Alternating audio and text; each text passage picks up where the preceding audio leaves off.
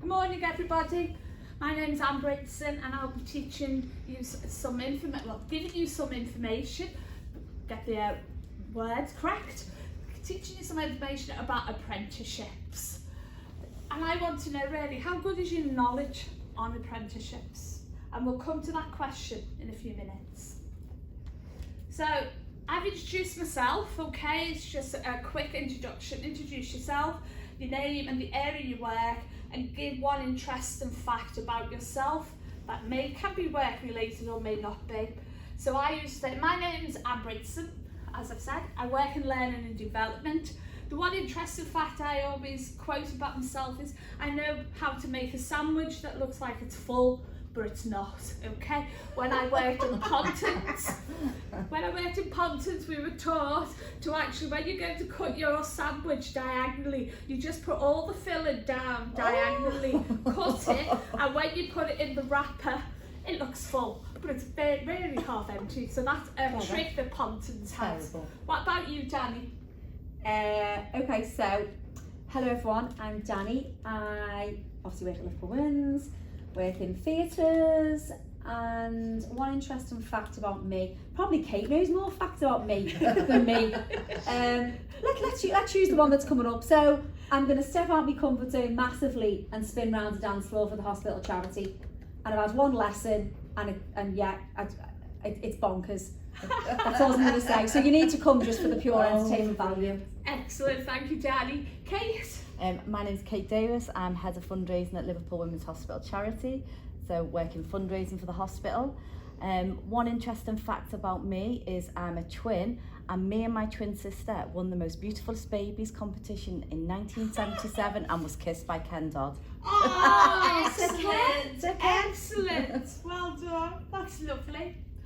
So I've just set some ground rules. I'm going to be teaching about apprenticeship, and I thought it's just out of courtesy to each other, I've just set some ground rules. You see them on the side there, written on the flip chart. What I just want to say is, right, once I put turn your phone off, nothing more annoying is it than if someone's phone rings or distraction. Ask for clarification if you are confused, don't want any of you just sat there, okay, please let me know. Do not interrupt one another. We're all very gabby and talkative, but let each other finish speaking. Challenge one another, but do so respectively. So these will be added to as we go forward with the lesson, but at the moment, are you happy to accept what I've put there? Are you all right with that? Yes. Okay. So the aim of the session, this is really to ascertain and develop your knowledge about apprenticeships. And I want you to keep in your mind, what do you know about apprenticeships? What are apprenticeships? How are they paid for? And general information I'm going to be giving you overall about apprenticeships. So keep those questions in mind, and we'll ask the same ones at the end of the session. So, can I ask you, what do you know about apprenticeships? Who's going to volunteer? Anybody or not? Don't know much about apprenticeships. Okay, that's fine. I suppose you're aware that they're, aren't you? You're aware that they're about. Danny, do you know? So obviously, I've worked a little bit with you. Yeah. In terms of ODP apprenticeships, because that's the only apprenticeship we offer, isn't it, in theatres? Yeah. So had no clue about it, but obviously now I feel like I know a bit more. Okay. But I'm sure there's probably going to be things you're going to tell me now in this presentation that I probably don't know. So I'm interested to learn. That's fine. So what if you've got some knowledge, and Kate, Not you're so aware, much. but would like more knowledge, really, isn't it? So that's fine. So here they are. What are actual apprenticeships? First point, and I'm really fussy about, is they have replaced MVQs. Okay.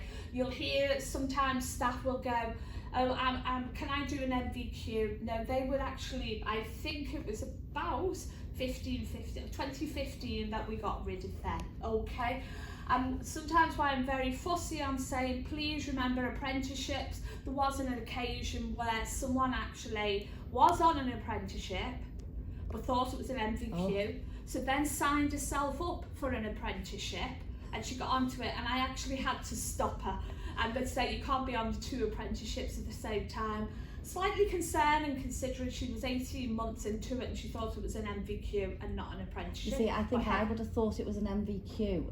Apprenticeships to me was an old-fashioned word. I think it's from like the 1970s, 80s, and I think I understood as what we do is it would be an MVQ. Yeah, and now it's almost the apprenticeship is now the modern version and the MVQ is there. And you made a good point there, Kate, because apprenticeship, and we have to remember it's the current apprenticeship. It's not went on about 20 years ago or when people do. It's a lot different, and sometimes that confuses people as well. So it's there. They are based on short, easy to understand standards of competence designed by employers to meet their needs. So the interesting point now about apprenticeship, when the programme is put together, it's actually being put together by people within that profession. So say the ODP, the operating department practitioner, is people from theatres who've put the content of that course together. So previously where you might have had, say, the university or the college dictating what the course held, in apprenticeships, it's actually the people doing the job who've said what is needed for you to be able to achieve that apprenticeship. So it goes right back to that. They're expected, the apprentice, when you sign up, to show your competence through rigorous assessment that is focused on testing your knowledge. Right to the end, it tests your knowledge throughout, and at the end of an apprenticeship we have what we call an endpoint assessment, and that was where they will sum it all up and you'll be assessed on the knowledge that you've learned throughout. Apprenticeships can be aimed at staff in entry-level roles, so you'd be saying apprentice at level 2 or a level 3, right up to degree and master's level, and that's another big difference. You may have a degree, you can then come along and do an apprenticeship, so long as it's not in the same subject. So that is the difference in it. You know, where previously you might have said, oh no, you're educated to a degree, you can't do this qualification. Well, you can still do the apprenticeship, as long as you still have something to learn. So you usually do it in a slightly different. So if you're a nurse and then you want to do a leadership apprenticeship, you're going to learn about management and leadership. So it's something different. So Anne, sorry, can I just a question, which we've just encountered actually, which is exactly what you've just said. So we've got an OD. Well, she's a band 4, so she's like a, she's band 4. She works obviously as part of the team. She did her ODP apprenticeship, you might remember, this was, no sorry, not apprenticeship, she did ODP degree a few years ago. Unfortunately failed the last module, and then we gave her a job as a band 4 because she was outstanding in so many other ways, so we gave her a job as a band 4. Anyway, she's now got the opportunity to go for the apprentice role. And one of the things that they asked was, what is she going to learn? Because she's done 3 years as an ODP, as a degree, even though she didn't finish it, we've got to sort of prove and show evidence. Do you see what I'm saying? Yes. So I don't know whether we could speak with you about that, because we're really keen for her to do it, because we think she does deserve it. But it's trying to. I understand what they're saying. I didn't at first, but now you've just said that, I thought, well, that makes sense, because if she's done it already, what is she going to learn new that she hasn't already done? Yeah, because often every time you do an apprenticeship, they will ask you what is your level of knowledge. If you tick every box and say it's at the highest level, then you won't learn anything from the apprenticeship, so it's not worth you do. They won't allow you to go forward. So it's a really good point that about the ODP one. So I would say that it needs to be a meeting, myself included, and even someone from the college, so that we can actually look, is there enough new stuff within the apprenticeship format that she will learn, and that's what you would have to keep in mind, because otherwise you're just duplicating them. Often asked, and especially within the NHS, is how apprenticeships are paid for. Like many big businesses, the NHS included, we're all money tight, isn't it? So it's very hard and thing there. So all employers who have a pay bill that's in excess of 3 million per year pay a tax that is set at 0.5% of the pay bill, and that becomes the apprenticeship levy. Interestingly enough, I've only found out just I knew our pay bill must have been more than 3 million. I didn't know it was about 80 million a year. Is it? 80 to 90 million pounds a year. 80 to 90? Yes, with all our pay bill. So I was quite shocked, same reaction as yourselves. I was like, really? So you can imagine it's 0.5% of that, okay? And we have to pay it regardless. So at the beginning, this meant Liverpool Women's paid £320,000 in a year, and it's placed in the apprenticeship levy and via the digital account system. So you'll often hear me saying the DAS or something there, and that's where it is. It's all in there. So the trust actually pays it monthly. So that bill, it goes in, they pay back tax, as they call it, monthly, and that accrues in our levy. The great problem is that with this course, right, this is the next point, it only covers the actual course. So any money for backfill, travel, etc. needs to be taken into consideration when you're actually going to put someone onto the apprenticeship, because this has become a real point there, because people think, oh, let's pay, like if they want to travel, they go somewhere like Chester. We have people who are in Kiel, people who are in Bolton. If they're travelling to there, who's going to pay for that travel? There's another pressure for the trusts and a lot of NHS hospitals is, if you release staff to go and do it, who's going to cover their job while they're off training? And this is what and unfortunately, it can't come into the levy. And this is why you find, and the other great point, our levy doesn't keep building up and up and up as such. It builds up to so much, but any money not spent within 2 years. So if, say we put 50,000 in it this month, 2 years from this month, if that 50,000 isn't spent, they take it back and it goes into central government. It doesn't come back to the trust, it goes back to central government. So we're losing potentially a lot of money that way. Yes. Oops. And now this is where your tech doesn't work. Why won't it move? It's Monday. It's frozen. It's Monday That's morning, it? isn't it? Yeah. Maybe just give it a second. Maybe just. Oh yeah, I've done something there. Another query is people get mixed up, and I think it's previously, when you've mentioned about apprenticeships and apprentices in the past. Do you have to be employed to do an apprenticeship? Yes. Okay. You must work at least 20 hours per week. The preference is 30 hours. If you just picked up an apprenticeship and it says it takes 18 months to achieve, or it takes 3 years to achieve, they are basing that on you working 30 hours a week minimal. If you do work 20 hours, we're not saying no, you can't do it. You would have to go to the provider, who would then say, okay, work it out, and the apprenticeship can be extended to take longer than, say, the 18 months, because you only work so many things.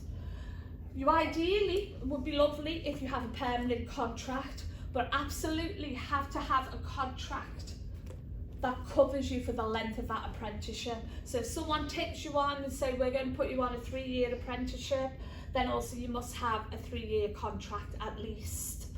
And we do this, and also we're hoping that they would work within the role that they're going to do the apprenticeship in, because this is very much about learning while you work. So you need to be in it. You need to be in there and have the examples and be able to develop things and learn things on the job training, isn't it? And your manager absolutely has to support you, because you're going to have to be released to do this study.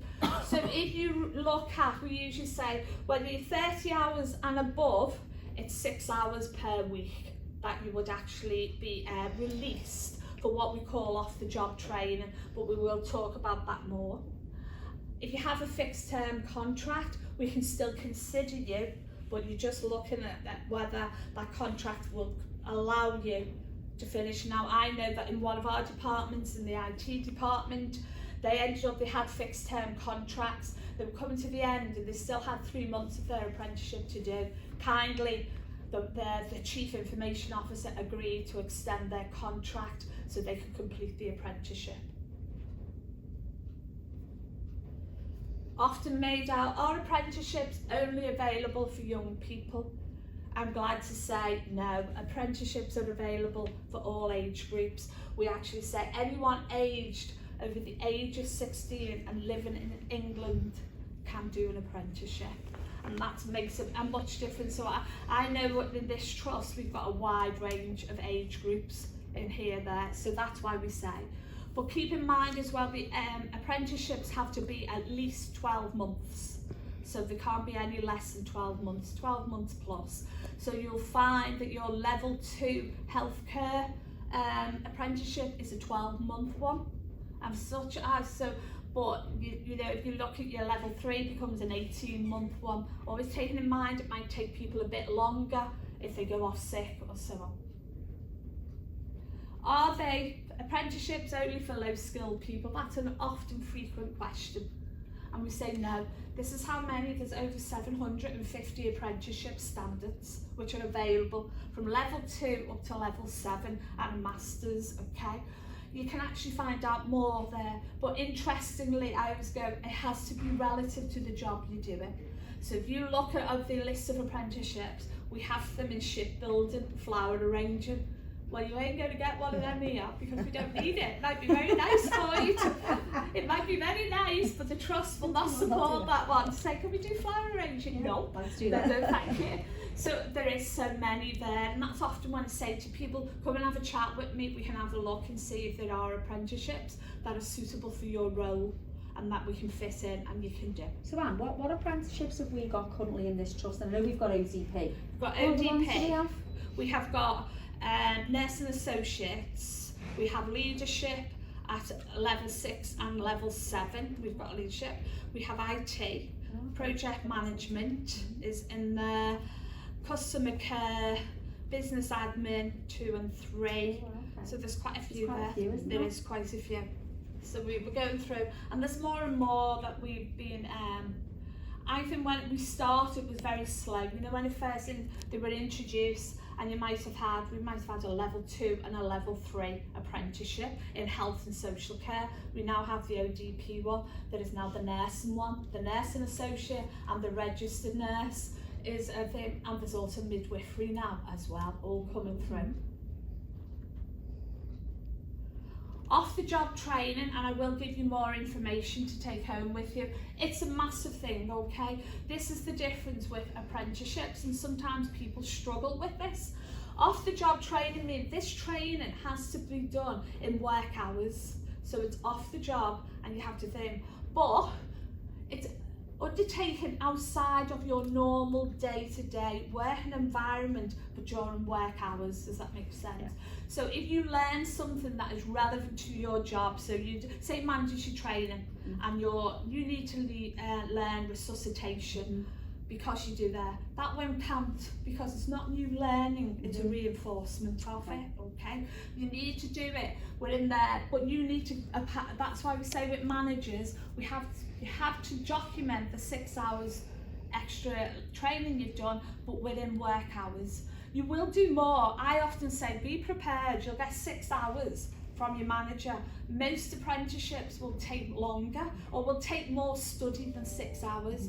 So if you were in one of the higher end ones and you're going to university, your day in university is classed towards your off the job learning.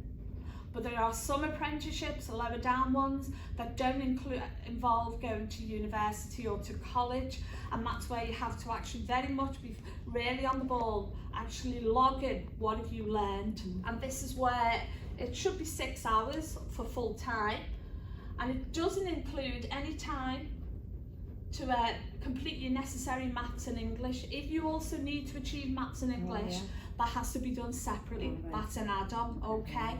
But as I say, equally what we say to people as well, 6 hours per week it roughly works out as. That does not mean that, say, someone like you, Kate, has to give a member of your team 6 hours to go home and study.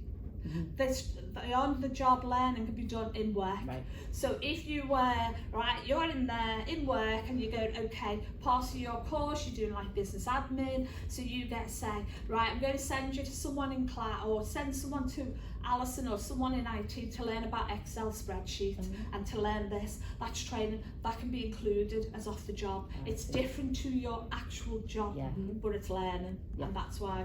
And I say quite a few people get confused and go, oh, I haven't got my 6 hours. No, that doesn't matter. Danny, if you went to a meeting just to extend your knowledge, it's not actual part of your job, but you go to a meeting and say you're learning, say about COVID, it's additional to your job, but you go to a meeting where you're learning about how we're going to manage it in the trust, how it's going to be rolled out, how it's going to be taught. That's actually all additional, that would go down. So you would put in your off-the-job tracker, I've done 2 hours at a meeting and I learned this, and that actually links in then. Say you were doing a management degree, okay, that links in with it.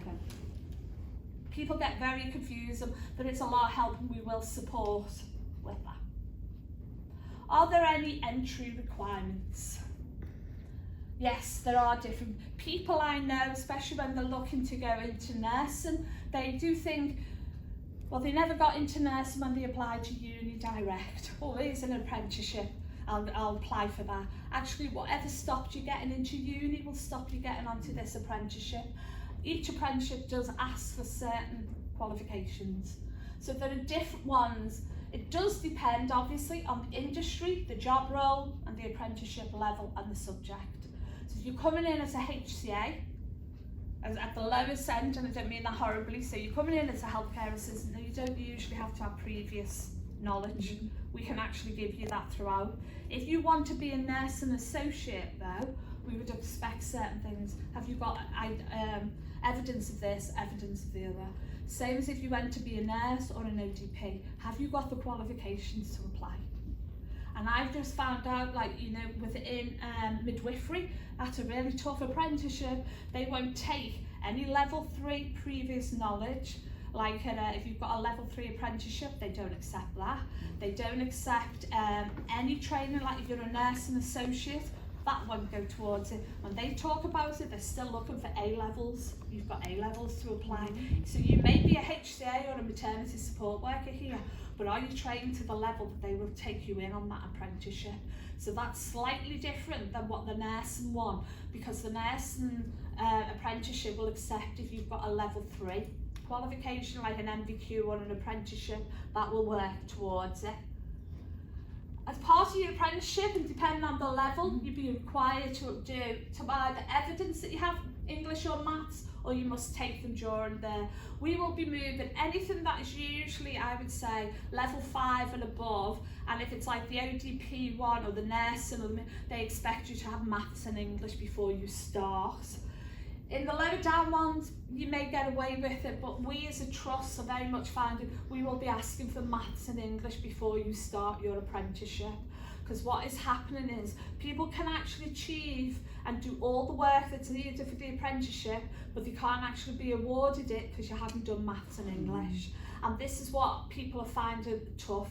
It is an absolute mandate. I think you have to have maths and English at the suitable level. It's usually like, they will class it if it's in, if you go in A to B or whatever, or at C, it's A to C in maths and English if it's GCSE. The new now is level 4 to 9 is what they will accept, okay? If it's below that, then you would have to retake your maths and English. If you go in the higher up ones, it's functional skills and it's level 2, and it's tough. And they've said themselves, even the maths one is tough now. It's a lot tougher than it was, so it is there. I know. So 25 goes to get me maths. Well, yeah. 25 goes.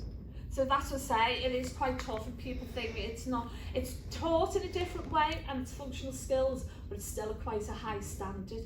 But equally, if you're going for a higher end apprenticeship, you need to be or have that certain baseline knowledge, don't you, to move forward.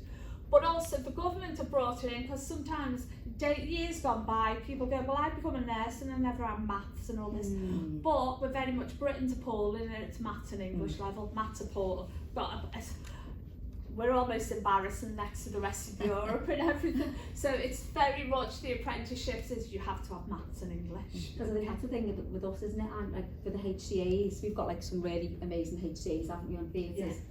But I think me and you found out, didn't we, that they just thought that just because they were good at that job meant that they were absolutely just going to get the apprenticeship, but then they didn't have like either the maths or you know, so like Anne was trying to say to them, look, you know, if you know you haven't got these skills, you've got 12 months to go and get them before maybe we put the apprentice job out again.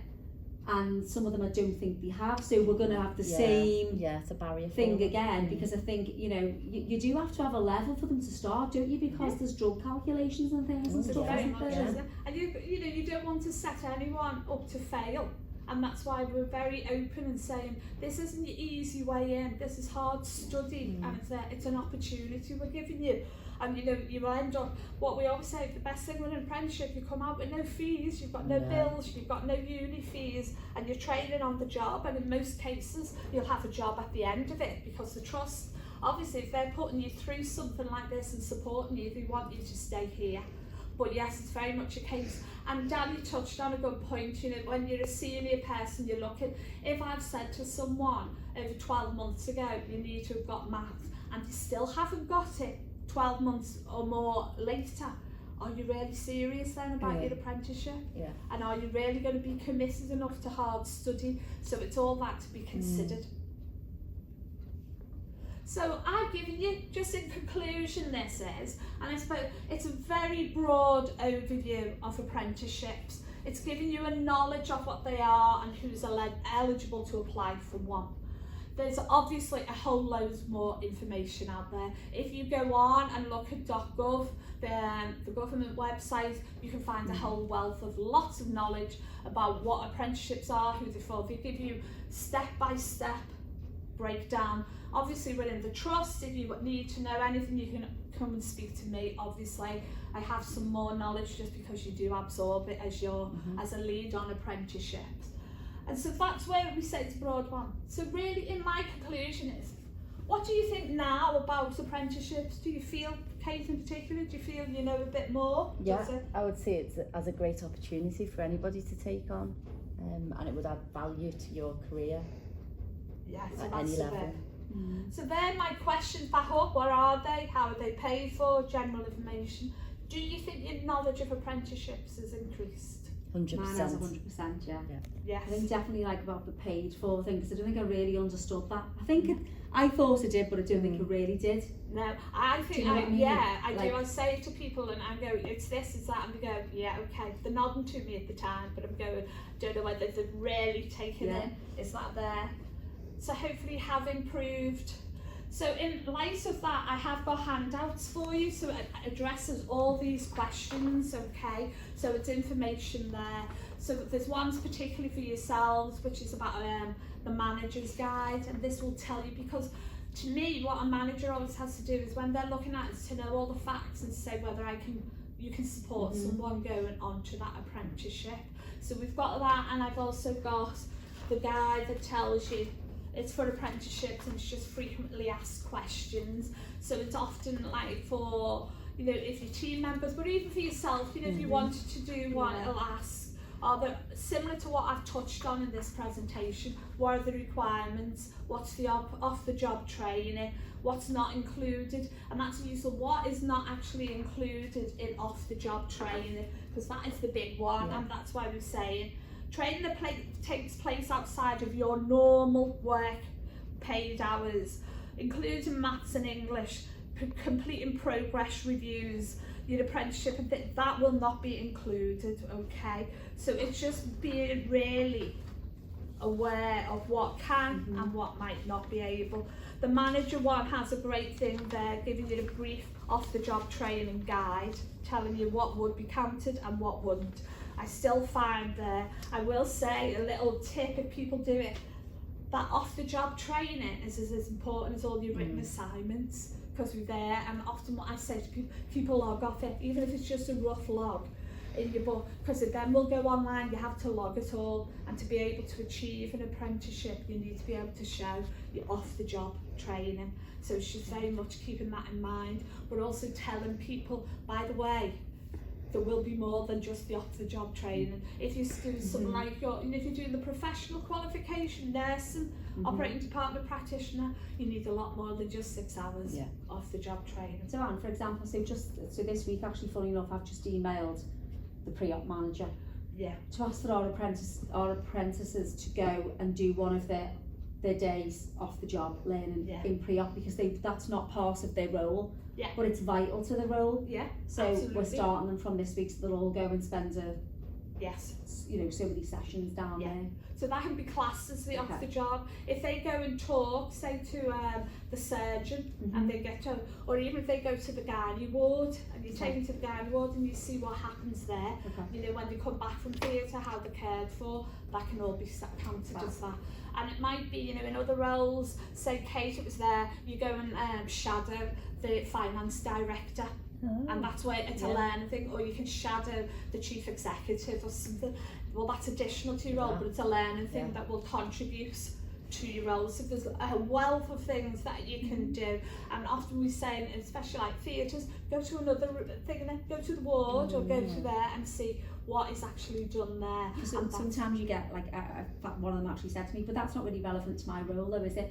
I said, well, actually it is, because it's relevant. Because the patient's going to be seen at the very beginning, and then you're going to see them, you know, so it is. But I just think sometimes maybe that's just lack of well, sometimes you do, because that's why we say sometimes we can get really built into, actually, if you're in theatre, or it's like if a nurse is on the ward, because I know when I worked on the ward, you're in the ward and you're in there, you see that there. Actually, it was really good to go and spend a day in theatre, so you almost follow your patient right around and see the whole journey, and that gives you a better. So it's not part of my role, but it's for my learning, and I'm able to care for my patient better because I know what they've been through.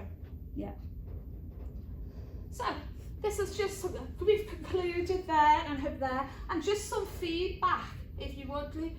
Do you think your knowledge about apprenticeships has increased? You already told me that it has, yes. Name one thing that you've learned in this session that you were not aware of. Money. That what you said about, like, the levy, and that if you didn't use it, you lose it. The English and maths, I didn't know you needed that. Yes, definitely. Was this session what you'd expected it to be? Yeah, I think so. Yeah, that you learn more about apprenticeships. Is there anything that you would have liked more information about, or do you think as a starter it's covered most things? I think it's covered. As a starter, I mean, I think I'm interested to know how many apprenticeships we've got at Liverpool Women's now, just to get an idea of the scale. Could you have one in fundraising? Well, you should have one. You should have one. I would say, what I will finish with, that we have about 40 apprentices at the moment within the trust. We have about 40, which is not bad, but considering, like, we've got about 1,500 staff, isn't it? So it's about 40. What I will say here is we're sitting on a levy of £500,000 because we can't spend it. So that is where we're really, and if you think we are losing money back to central government, we could be losing 20 grand a month going back to central government because we can't spend on it. So it's a real thing, but it's where we end up in a vicious circle. We want to develop our staff, but we're so short staffed, we've got no one to cover them when they're learning. So if we look at somewhere there, like say Danny's area, or then you have to almost go, or a HCA, can you release them for 6 hours a week to go and do their learning, or can you send them to college or whatever? Because the service is so tight, like everywhere in the NHS it's tight. So the backfill is a big issue that we're constantly in discussion with what was known as Health Education England, saying it's that backfill. That is where we're really struggling. Would you say that's the issue, Anne? So the money's sat in a pot, isn't it? To actually pay for someone's apprenticeship course, that's right, isn't it? But to actually release them from their job, say to go and be the apprentice and then backfill that role, that's where we're having the issue. That's huge. So do you remember when me and you got knocked back, I think it was from a previous manager, do you remember he said he wouldn't give us the But do you remember that the Yes, apprentice it- at that time? So it wasn't to do with the money was there, The money's there to pay. but it was just actually to backfill whoever it was going to be. To its backfill and to Straight. actually employ Yeah, no, I someone. can see that. Because sometimes I've been asked, oh, well, can we have an apprentice? What do you mean, can we have an apprentice? Because we're a bit money tight and because they want Yeah. someone to help out. Can we have an apprentice to do it? Going back to like the old days where you go, oh, apprentice, not get paid, we can give Yeah. them like, they can do the job. No, you have to employ them for the length of time of the apprenticeship. Oh, okay, that puts the managers then go, okay, we can't do that. We have a vacancy freeze and everything, so it's just ways there. But really we want, and the other big thing, as you picked up, is the maths and English. Yeah. You'd amazed at how our staff are really the ones who want to go further. They've not got maths and English. But you offer it in this Or we trust have now. a tutor on site, and we've had one. Yes. If you think we have one for That's now, hard. 18 months he's been on site, we can't do any more, can we? And still they go, Yeah. oh, I can't get released to attend. Well, if you can't be released for an hour less than a week, how are we going to do the apprenticeship? Yeah. So it's all things that we have to take into It consideration. is, and you think if you wanted, it's for you, isn't it? So for your maths and English, do it in your own time, an hour a night. You could do it if you really wanted to do it. I would. We have suggested that to some staff because they said, you know, well, you know, they won't pay us to do it, and I said, you know, well, do you know what? For the sake of like an hour out of us, could you not just come in and do it because you're going to get the qualification at the end? Oh well, I'm not doing that. So Yeah. And then, so you went, to me, that's why I've gone now. At every level of apprenticeships, we should say, do your maths and English. Because actually, if you can't commit to that, you're not going to commit, are you, to your full topic. Any other questions? no, thank you. No, thank you. Anne. Thank you for your time. Thank you, Anne. Thank you.